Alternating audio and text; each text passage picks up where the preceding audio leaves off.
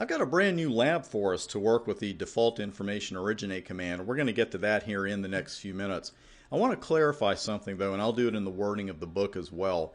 We could create a stub or a total stub area in this scenario and the one we're about to look at, but for reasons that will come clear to you as you learn to configure those in your ICND2 and further studies, you may choose not to. You may just want to send these routers a default route and be done with it.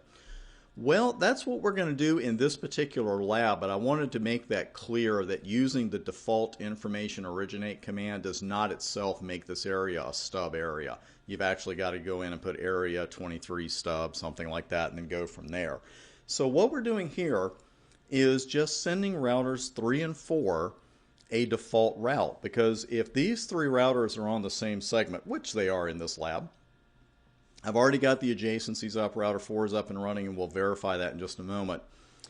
But here, router 2 is the outside interface, if you will, to the entire OSPF network. We could have 50 routes out there, and maybe we don't want routers 3 and 4 to have a huge routing table when all they need is a default route. So let's generate one and send it to them with the default information originate command. Sometimes the trickiest thing with default information originate is typing it. This isn't typing it. It's not that tricky. I'm not misspelling it that badly. Let's take a look at this.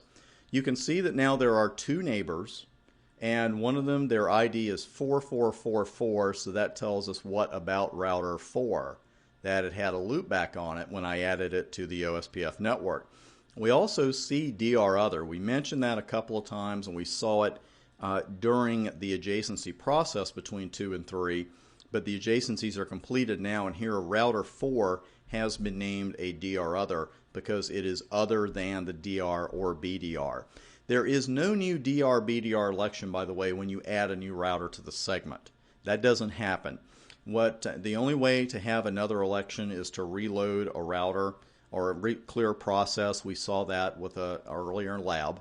And also, if you reload the DR or BDR, you're going to have an election for that missing router. So let's go ahead and move forward here. And we'll go with default information originate. The dash goes there. Sometimes that's the hardest thing to remember. And originate, so we don't have too many options here.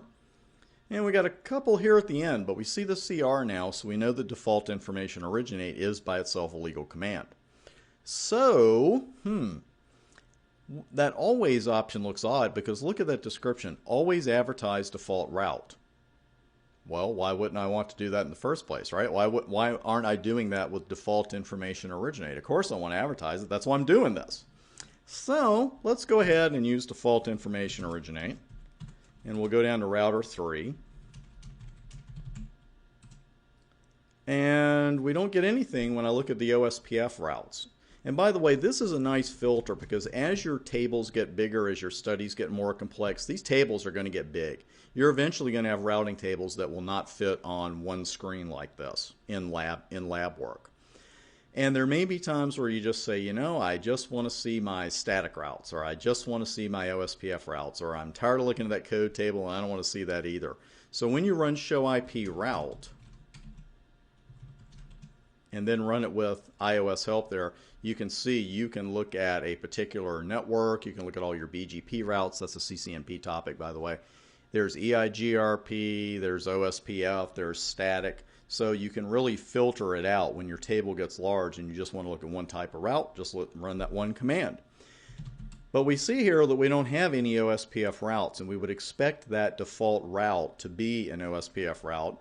And when we ran the full show IP route command, we didn't see a default route in there either. So something funny is going on here. What is it? Well, here's the deal. We were kind of laughing about that always thing at the end of default information originate.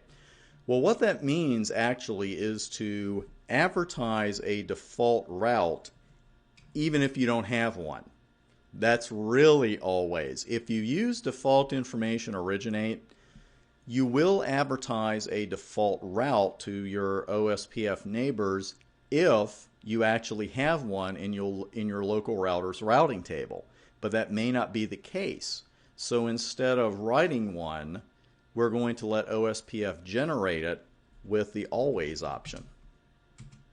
So again, just to clarify, default information originate will allow your router to advertise an OSPF default route if it has one in its routing table. If it doesn't and you still want to generate one, you need to use the always command on the end of it.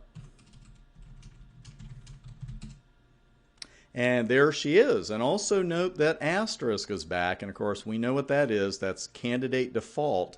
It's not just for static routes, because now we have an OSPF route. And there it is. That's our typical default route. And it's pointing to router 2's Ethernet 0 interface. And that's it.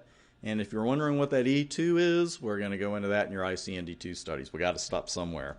But let's go down to 4.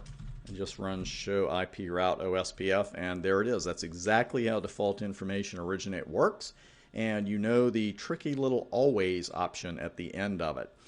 That concludes this particular video. On the next one, we're going to look at the passive interface command. And you might be wondering why we would want an interface to be passive if it's running OSPF in the first place. We'll discuss that a little bit on the very next video. I'll see you there.